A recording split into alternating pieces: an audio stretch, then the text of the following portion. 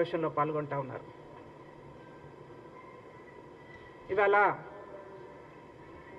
కవిత గారు నిన్న మాట్లాడినటువంటి జీవో నంబర్ 3 గురించి కామెంట్ చేశారు. మాకేమనిపిస్తూ ఉందంటే కవితకు కానీ బీఆర్ఎస్ పార్టీ నాయకులకు కానీ తెలంగాణ రాష్ట్రంలో నిరుద్యోగులకు యువతకు ఉద్యోగాలు వస్తూ ఉంటే చూసి ఓర్వలేక బాధపడుతూ ఊర్లలో ఒక మాట మాట్లాడతారు, కళ్ళు మండుతున్నాయి అని చెప్పేసి. బహుశా అదే కోణంలో ఇవాళ బీఆర్ఎస్ పార్టీ నాయకులు కామెంట్ చేస్తూ ఉన్నారు. కాంగ్రెస్ పార్టీ అధికారంలోకి వచ్చిన తర్వాత 90 రోజులలోనే 30,000 ఉద్యోగాలు యువతకు ఇచ్చి యువకులను ప్రోత్సహించే ప్రయత్నం ఇవాళ చేస్తూ ఉన్నారు. ఏ మాత్రం చిత్తశుద్ధి ఉన్నా బీఆర్ఎస్ పార్టీ నాయకులు అప్రిషియేషన్ ఇవ్వాలి. కాంగ్రెస్ పార్టీ వాళ్ళు మేము చేయలేనటువంటి పనిని ఈ రాష్ట్ర ముఖ్యమంత్రిగా ఒక యువకుడు యువతను ఉద్యోగాలు ఇచ్చి ఆదరిస్తూ ఉన్నాడని చెప్పేసి, అవకాశాలు ఇస్తున్నాడని చెప్పేసి అప్రిషియేషన్ ఇవ్వాల్సింది పోయి గుడ్డు మీద ఈకలు వీకే ప్రయత్నం ఇవాళ కవిత చేస్తూ ఉన్నది. మాకు అర్థం కావట్లేదు ఇవాళ బీఆర్ఎస్ పార్టీ నాయకుల వైఖరిందో మాకు అర్థం కావట్లేదు. నాడు తెలంగాణ ఉద్యమమే నీళ్లు నిధులు నియామకాల పేరు మీద ఉద్యమం జరిగి తెలంగాణ రాష్ట్రం వచ్చిన తర్వాత ఒక్క ఉద్యోగం కూడా ఇవాళ బీఆర్ఎస్ పార్టీ నాయకులు ఇవ్వలేకపోయినారు. కేవలం వాళ్ళ కుటుంబానికి తప్పిస్తే తెలంగాణ రాష్ట్రం కోసం అసువులు బాసినటువంటి కుటుంబాలకు కానీ, తెలంగాణ రాష్ట్రం కోసం జెండాలెత్తి ఉద్యోగాలు రాకుండా రోడ్ల మీదకి వచ్చి అనేక ఉద్యమాలు చేసేటటువంటి యువకులకు కానీ ఒక్కరికి కూడా ఇవాళ తెలంగాణ రాష్ట్రంలో న్యాయం జరగలేదు.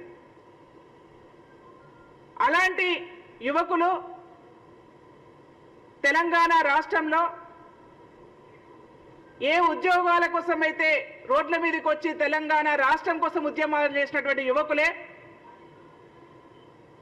తెలంగాణ రాష్ట్రంలో ఉద్యోగ అవకాశాలు కల్పించినటువంటి కేసీఆర్ కుటుంబం యొక్క ఉద్యోగాలు ఊడబూకి వల్ల తమ ఉద్యోగాల కోసం ప్రయత్నాలు చేస్తున్నటువంటి తరుణంలో కాంగ్రెస్ పార్టీ అవకాశాలు ఇచ్చి వాళ్ళ జీవితాలు బాగు చేసుకుంటున్న తరుణంలో ఇవాళ బీఆర్ఎస్ పార్టీ వాళ్ళు పిడబొబ్బలు పెడతా ఉన్నారు. ఏదో జీవో నెంబర్ తీసుకొచ్చారు, జీవో నెంబర్ 3 తీసుకొచ్చారు, జీవో నెంబర్ 3లో మహిళలకు అన్యాయం జరుగుతుంది అని చెప్పేసి కవిత మాట్లాడినారు. కవిత గారు తమకు రాసిస్తున్నటువంటి ఎవరైతే విశ్లేషకులు ఉన్నారో లేకపోతే సహాయకులు ఉన్నారో వాళ్ళని మార్చుకుంటే బెటర్. జీవో నెంబర్ 3 అనేది కేసీఆర్ గారి హయాంలోనే, నేను అనుకుంటాను డిసెంబర్ 2వ తారీఖు 2023వ తారీఖు నాడు ఒక మెమో రూపంలో దాన్ని తీసుకురావడం జరిగింది. నేను ఆ మెమో నంబర్ కూడా చెప్తాను మీకు. 7593 మెమో రూపంలో తీసుకురావడం జరిగింది. దాన్ని కాంగ్రెస్ పార్టీ అధికారంలోకి వచ్చిన తర్వాత జీవో రూపం కల్పించి ఇవాళ ఉద్యోగాలు ఇచ్చే అవకాశం ఇవాళ కాంగ్రెస్ పార్టీ చేస్తూ ఉన్నది. దాన్ని కూడా పూర్తిగా పరిశీలించినట్టయితే హారిజంటల్ పద్ధతిలోనే, అంటే 100 ఉద్యోగాలు ఉంటే 33%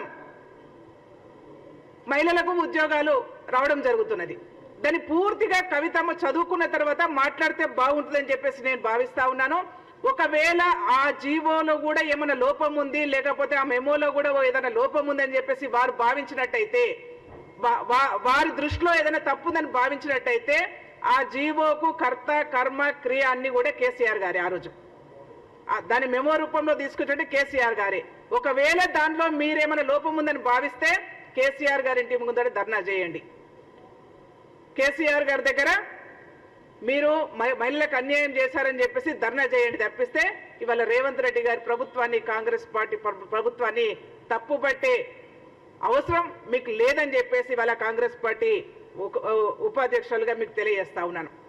ఇవాళ కేసీఆర్ గారి కుటుంబం కానీ బీఆర్ఎస్ పార్టీ నాయకులు కానీ జీవితకాలం లేట్ చేశారు. వాళ్లకు తెలంగాణ రాష్ట్రంలో తెలంగాణ రాష్ట్ర ప్రజలందరూ కూడా అవకాశాలు కల్పించారు. ఉద్యమ నాయకులుగా ఉన్నప్పుడు మాట్లాడినటువంటి మాటలకు తెలంగాణ రాష్ట్ర ప్రజలందరూ కూడా నమ్మి నిజంగానే మా రాష్ట్రం మాకొస్తే మా ఉద్యోగాలు మాకొస్తాయి అని చెప్పేసి భ్రమపడ్డారు వాస్తవం తెలంగాణ రాష్ట్ర ప్రజలు. కానీ వాళ్ళ భ్రమలన్నీ కూడా తొలగిపోయినాయి రాష్ట్ర ప్రజలకి. తెలంగాణ రాష్ట్రంలో బీఆర్ఎస్ పార్టీ ఉన్నన్ని రోజులు మాకు ఈ రాష్ట్రంలో ఎవరికి కూడా ఉద్యోగం రాదు, కేవలం కేసీఆర్ గారి కుటుంబంలో ఉన్నటువంటి వాళ్ళకు మాత్రమే ఉద్యోగాలు వస్తాయి అని చెప్పేసి ఇవాళ కన్నువిప్పు జరిగిన తర్వాతనే వాళ్ళ యొక్క ఉద్యోగాలు ఇవాళ ఊడగొట్టిన పరిస్థితి వాళ్ళ ఈ రాష్ట్రంలో కనిపిస్తా ఉన్నది. ఇక మీ జీవితంలో మీరు అనుకుంటున్నారేమో మళ్ళీ మేము 5 సంవత్సరాల అధికారంలోకి వస్తాం, 10 సంవత్సరాల తర్వాత అధికారంలోకి వస్తామని. మేము చెప్తా ఉన్నాం కాంగ్రెస్ పార్టీ నుంచి వాళ్ళ మీరు జీవిత కాలంలో ఈ రాష్ట్రంలో అధికారం చేపట్టడం అనేది కల్లా అయిపోయింది. మీ చాప్టర్ క్లోజ్ అయిపోయింది. బీఆర్ఎస్ పార్టీ వాళ్ళు దుకాణం మూసేసుకునే రోజులు దగ్గరలోనే ఉన్నాయి. మీ చాప్టర్ క్లోజ్ అయిపోయింది. మీరు ఉద్యోగాలు ఇచ్చాడు కాదు, మీ ఉద్యోగాలు మీకు కూడా ఉద్యోగాలు ఉండే అవకాశం ఇవాళ ఈ రాష్ట్రంలో లేకుండా పోయింది.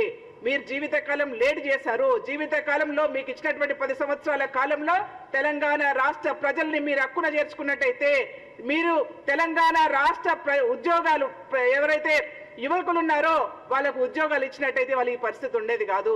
కాబట్టి మీ చాప్టర్ క్లోజ్ అయిపోయింది.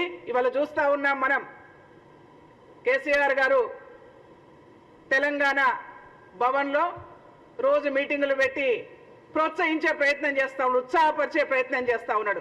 దాన్ని బట్టి అర్థమైపోతా ఉన్నది. రోజు ఒకరు పక్కకు జారిపోతా ఉన్నారు. సిట్టింగ్ ఎంపీలే ఇవాళ పక్కకు వెళ్ళిపోతా ఉన్నారు. దుర్పిని వేసి వెతుక్కోవాల్సి వస్తుంది. ఇవాళ రేపు ఎంపీ ఎన్నికల్లో పోటీ చేయాలంటే అభ్యర్థులను దుర్పిని వేసి వెతుక్కునాల్సినటువంటి పరిస్థితి ఇవాళ బీఆర్ఎస్ పార్టీ వాళ్ళది ఉన్నది.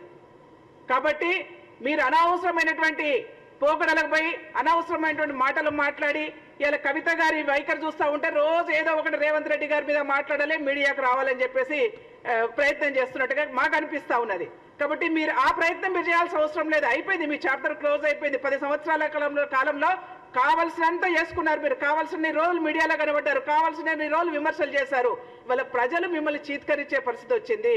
ఇంకా మీడియాకు వచ్చి ఇంకా మాట్లాడి ఒకవైపు ఉద్యోగాలు 1000 మందికి ఉద్యోగాలు ఇస్తా ఉంటే ఉద్యోగాల మీద కూడా మీరు కామెంట్ చేస్తా ఉంటే ప్రజలుగా నవ్వుకునే పరిస్థితి వస్తా ఉన్నది.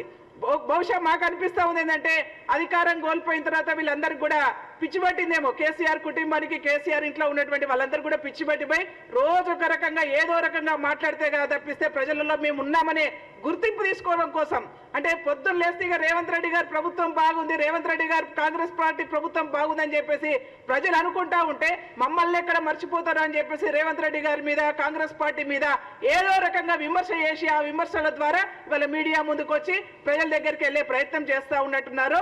కాబట్టి మీరు అనవసరమైనటువంటి ప్రయత్నాలు ఏది చేసుకున్నా ప్రజలు చిత్కరిస్తారు. కాబట్టి 4 రోజులు మీరు ప్రజలు మిమ్మల్ని మర్చిపోయే రోజులు దగ్గరలోనే ఉన్నాయి. కాబట్టి 4 రోజులు గమ్మున కూర్చోండి. ఏదన్నా మీకు చేతనైతే కాంగ్రెస్ పార్టీ చేస్తున్నటువంటి విధానాల మీద కానీ యువకులకు ఇస్తున్నటువంటి ఉద్యోగాల మీద కానీ కాంగ్రెస్ పార్టీ బాగా చేస్తుందని అప్రిషియేషన్ ఇస్తే తప్పిస్తే ప్రజలు మిమ్మల్ని క్షమించారని చెప్పేసి నేను తెలియజేసుకుంటూ ఇవాళ మాట్లాడుతూ ఉన్నారు. వాళ్ళు పూలే విగ్రహం పెట్టాలని ఒకవైపు, మహిళలకు రిజర్వేషన్లు ఇవ్వాలని ఒకవైపు, లేకపోతే జీవోలు తప్పు తీసుకొస్తున్నారని ఒకవైపు, అంటే ఏదో రకంగా కాంగ్రెస్ పార్టీ మీద విమర్శలు చేసే ప్రయత్నం చేస్తా ఉన్నారు. నిన్న ఒక మాట మాట్లాడారు. ఏది రేవంత్ రెడ్డి గారు ప్రధానమంత్రి పర్యటనలో భాగంగా పెద్దన్న అని చెప్పేసి బీఆర్ఎస్ పార్టీ నాయకులు మాట్లాడుతూ ఉన్నారు.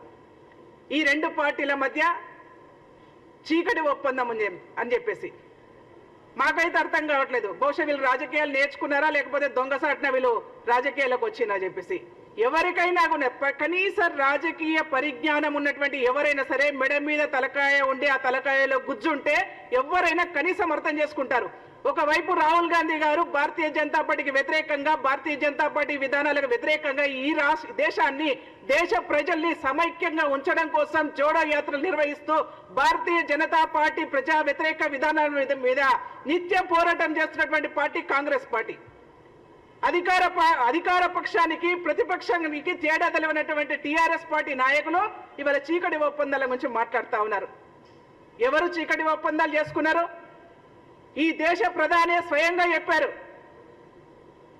ఢిల్లీకి పోయి నా కొడుకుని ఈ రాష్ట్రంలో ముఖ్యమంత్రి చేసుకుంటా నాకు అవకాశం కల్పించమని చెప్పేసి మాట్లాడిన మాటను స్వయంగా ఈ దేశ ప్రధాని చెప్తా ఉంటే ఇంకా చీకటి ఒప్పందాలు ఎవరి దగ్గర ఉన్నాయో ప్రజలకు తేటం తెల్లమైపోయింది కదా.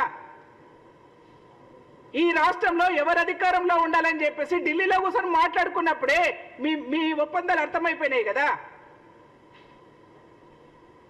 ఒకవైపు కవిత మీద లిక్కర్ కేసులు పొద్దున్న లేసి మాట్లాడుతూ ఉంటే రాష్ట్ర ప్రజలందరికీ కూడా మీ పార్టీలో ఉన్నటువంటి నాయకులందరికీ కూడా Bharatiya Janata party BRS party ఒకటే ఎజెండాతో ఉన్నాయి, ఒకటే మాట మీద ఉన్నాయని చెప్పేసి ప్రజలందరికీ తెలిసి కదా ఇవాళ మిమ్మల్ని పక్కన పెట్టారు. ఇంకా మీరు మాట్లాడుతూ ఉంటే ప్రజలు నవ్వుకుంటారు. అసలు రాజకీయ కనీస పరిజ్ఞానం ఉందా లేదా అని చెప్పేసి అర్థం కానటువంటి పరిస్థితి వల్ల మాకు కనిపిస్తా ఉన్నది.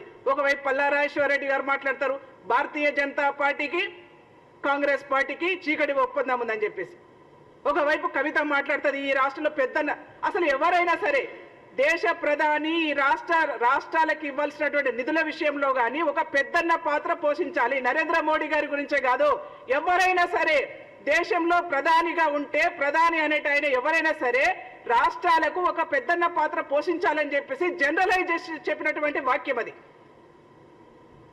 కనీస రాజకీయ అవగాహన లేకుండా మాట్లాడొద్దని చెప్పేసి కవిత గారికి నేను తెలియజేసుకుంటూ, మీరు పదే పదే ఏదో ఒక అంశం మీద రేవంత్ రెడ్డి గారి మీద అవాకులు చెవాకులు మాట్లాడుతూ ఏదో ఒక అంశం మీద మీడియా ముందుకు వచ్చేసి కాంగ్రెస్ పార్టీని కానీ రేవంత్ రెడ్డి గారిని విమర్శిస్తే మాత్రం మంచిగా ఉండదని చెప్పేసి కాంగ్రెస్ పార్టీ నుంచి హెచ్చరిక జారీ చేస్తా ఉన్నాం. Okay okay, thank you.